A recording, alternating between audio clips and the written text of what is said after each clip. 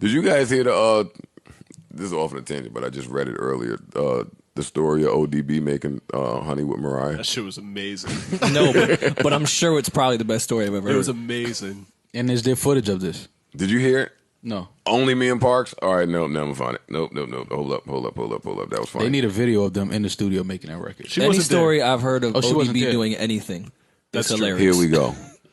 You ready? I'm ready. I'll try to read quickly. This gentleman says, Rooney, let me not do that. He says, I reached out to ODB and he wanted $15,000 to rap on the record. At the time, that was a lot of money, but it really wasn't for Mariah Carey's budget. So, no problem. He finally showed up 3 hours late, and when he got there, it was about 10:30 at night. He had been drinking and was on the phone when he walked in, irate, screaming at some girl how he's going to come kill her.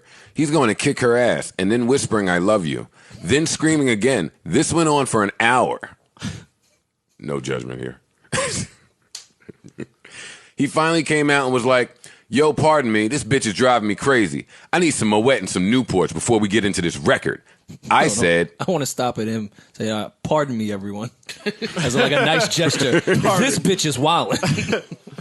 I said, it's 12:30 at night, bro. Night now, bro. I don't know where we're going to get Moet from. He started yelling at the assistants, calling them white devils, saying, you white devils, y'all don't want black people to have shit. They went out for like an hour, and the only thing they could find was some Heinekens. He was so disgusted, he threw a bottle on the floor. Sounds like a wild Rory rage That rant. sounds like a Rory, Yeah, Rory's been there. No judgment from him. Throwing bottles.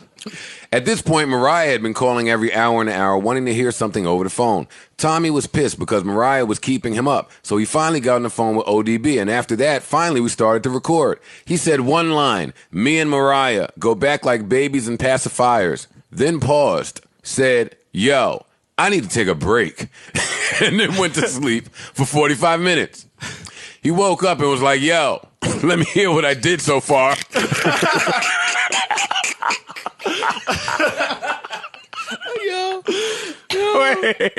Wait, where did I go? Yo, waking up saying, let me hear what I did so far for too far. But everybody Takes a whole has new done meaning to that. have you heard your album? But everybody's done that. We played his one line back. He sang another line or two and then slept for another hour. He would come up with a line, punch that in, go to sleep. He went to sleep 3 different times in the middle of trying to get that one verse done. If you listen to the record now, on his verse, you can hear it's punched in pieces. He actually told the engineer, y'all better have y'all shit together and record it right, because I'm not doing it twice. That might be the greatest fucking story ever. It's not finished. Oh, shit. I stayed in the studio until we finished it. So I was sleeping in the studio when Tommy and Mariah called me, and they said they loved the record. But Tommy had a bright idea. Let's get ODB back in the studio, and instead of just New York in the house, do a line for all the cities. I said, you've got to be kidding me. Of course, ODB wanted another 15 grand. He came back to the studio, a little more mellow, but dead tired. He's sitting there picking food out of his teeth. He pulled a piece of food out of his mouth so big it was scary. I was like, how long did you walk around with that food in your mouth? Like, it was unbelievable. Then he fell asleep on the couch, kicked one of his shoes off.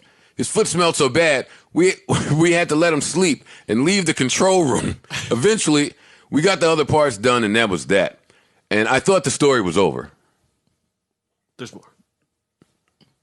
A week later, it was time to shoot a video.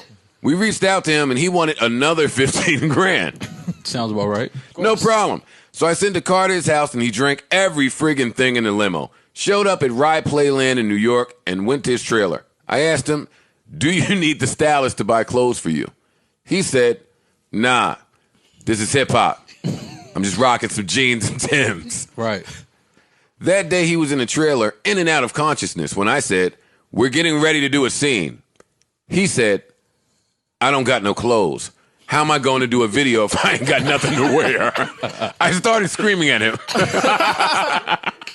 Yo, is this not the greatest ODB story in the world? Shit ever, man. Tommy told us, take my corporate credit card to the mall. Old Dirty disappeared for a minute, and we found him in the store trying to buy Louis Vuitton luggage. He said, I'm going to use it for a scene.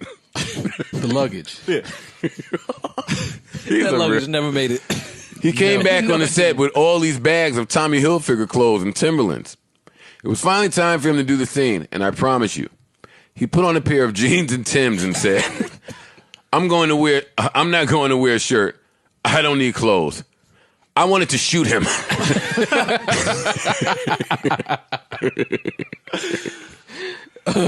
Well, that was it for the most part. I have an idea. I want to tie up the clown. Oh, shit. I have an idea. I want to tie up the clown. Plus, Mariah turned him on to peach schnapps, which he always used to drink. He drank like 2 bottles. So between the hot sun and him drinking 2 bottles was disastrous that day, whatever. So, yeah, that was the story of that. That's some funny I thought shit. that was a great story. I miss That's ODB. an amazing. I'm mad. there's Rest no in peace, footage. though. Who told that ODB. story? Rest in peace. Rooney. We needed ODB.